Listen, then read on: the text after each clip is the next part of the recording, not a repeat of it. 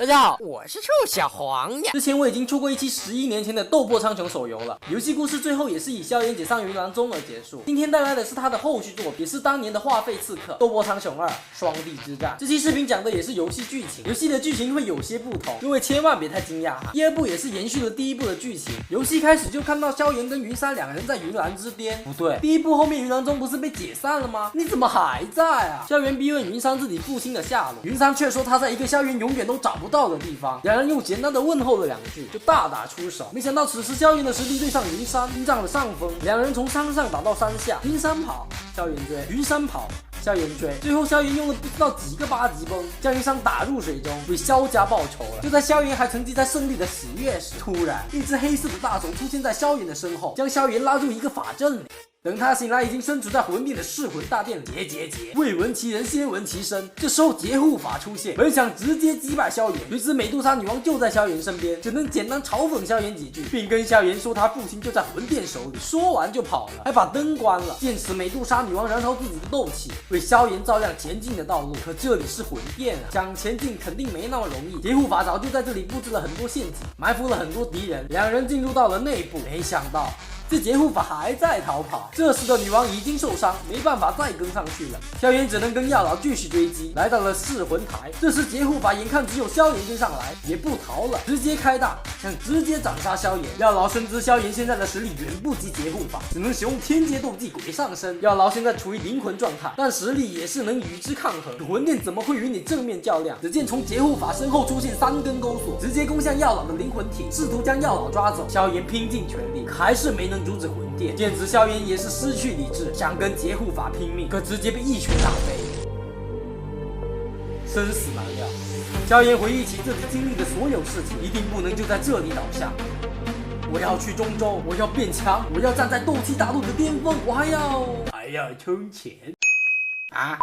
天不亡萧家，还好萧炎只是掉到了乌坦城附近，女王与小医仙也是找到了他。经过了小一天3天的治疗，萧炎已然痊愈，并决定前往中州寻找药老的挚友风尊者帮忙。萧家因为要有人照看，所以萧炎跟小医仙前往。可他们被空间传送的时空大风暴带到了一个名为洪幻沙海的地方，两人决定找个人问问。走了不久，刚好遇到了几个风雷阁的人在为难一个名为韩雪的女子。萧炎出手相助，2、3下就打跑了他们，并在韩雪口中得知这里是中州北域，还了解了中州的势力分布。原来风尊者乃是星陨阁阁主，想找到他最好去近日风雷阁即将举办的4方阁大会。虽说萧炎刚得罪了风雷阁，按理说此行会异常凶险，但他还是毫不犹豫的前往举办地天商血潭。刚到天商血潭不久，萧炎就跟小医仙走散，并决定在山顶会合。在前往山顶的路上，萧炎还遇到了被黄泉阁为难的纳兰嫣然，便出手相助。解救后的纳兰嫣然为表感谢，还决定带萧炎走出迷阵。可结果就是，哎呀，好像走错路了，哎呀，好像又走错路了，你他妈！走出迷阵后，两人就此别过。萧炎很快就来到了4方阁大会现场，风雷阁想对萧炎出手，萧炎将药老的纳戒举起，风尊者马上就认了出来。得知萧炎跟药老是师徒关系，雷尊子只好提出跟萧炎切磋10回合。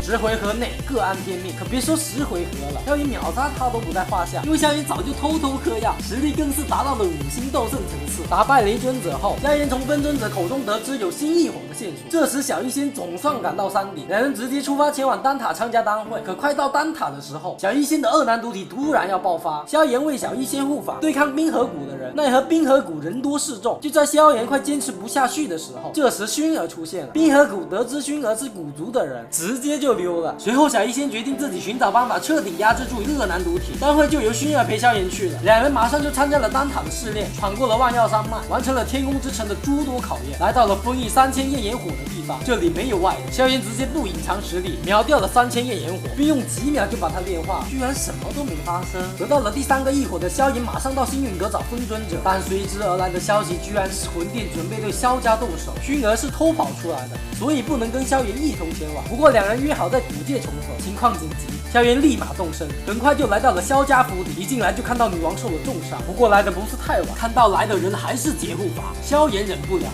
此时萧炎的实力已今非昔比，只用了一个龙吟碎，还有一个5轮离火法，就直接干掉了劫护法。解决完劫护法，萧炎决定主动出击，带着美杜莎女王前往魂殿，救出自己的老师和父亲。以萧炎如今的实力，魂殿的小兵已经对他造不成威胁，杀到了魂殿内部，遇到了灾星老鬼。可灾星老鬼完全抵挡不住此师的萧炎，却说萧炎能打赢自己，不代表就能带走药老他们。看来魂殿还有高手。都来到这了，萧炎继续深入，在锁魂大殿，终于见到了自己的老师和父亲。这时风尊者才到，风尊者前脚刚到，后脚就有一股非常强大的气息出现，此人便是魂天帝。就在魂天帝想对在场的人出手时，又一个人出现，没想到竟是薰儿的父亲古元力保众人，魂天帝也只能看着他们离开。众人回到了星陨阁，原来古元是薰儿叫来。萧炎意识到自己还是不够强大，药老推算，过几日便是异火榜排名第3的净莲妖火在蛮荒古域降世。为了萧家，萧炎只身前往。美杜莎女王只是被留在星陨阁提升实力。到了蛮荒古域的妖火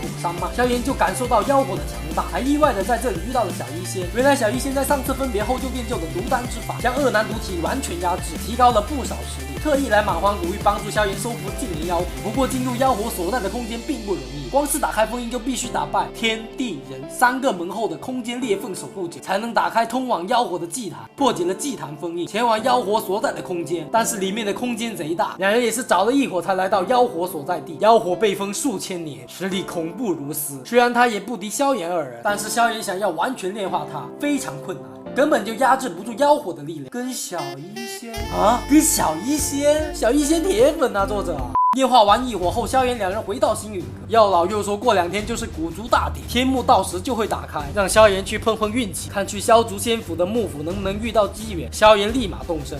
小医仙以身体不舒服为由没有跟去。萧炎来到古界，与薰儿一同前往天幕。在天幕里居然遇到了木谷老人跟摘星老鬼，不过2人根本就不是萧炎跟薰儿的对手，直接就被打跑。世人的打斗声也惊动了萧族先祖萧玄，2人互相询问萧族的状况。萧玄已是一缕长魂，只能将希望寄托给萧炎，把自己仅剩的血脉之力传输给了萧炎。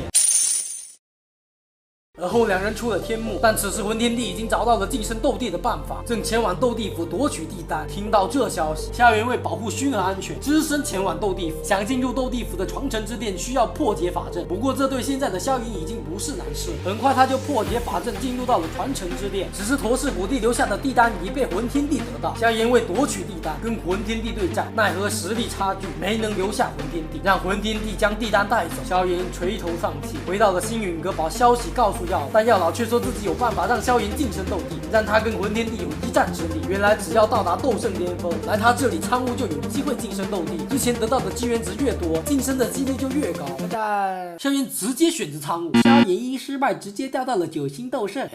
为师再送你一番造化，能让你100%晋升斗帝。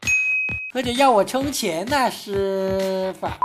最后萧炎迫于无奈，只能购买帝炎，晋升到了斗帝层次。晋升到斗帝的萧炎马上就前往双帝山，到达斗帝之巅，跟魂天帝进行最后的决战。虽然2人同为斗帝，但是萧炎此时的所有属性都是拉满的。萧炎打得动魂天帝，可魂天帝打萧炎竟是不掉血，那结局可想而知。最后萧炎将魂天帝击败，封号天帝，萧族也成为了斗气大陆最强大族，斗气大陆也因此恢复平静。那么这就是这个游戏的剧情以及结局了。不知道看到这里的各位当年有没有玩到这里呢？能玩到这里，想必也花费了不少话费吧。据说游戏还出了另外一个版本，点赞过3000，我再出一期视频好吧？我是臭小黄，我们下期视频再见，拜了个拜。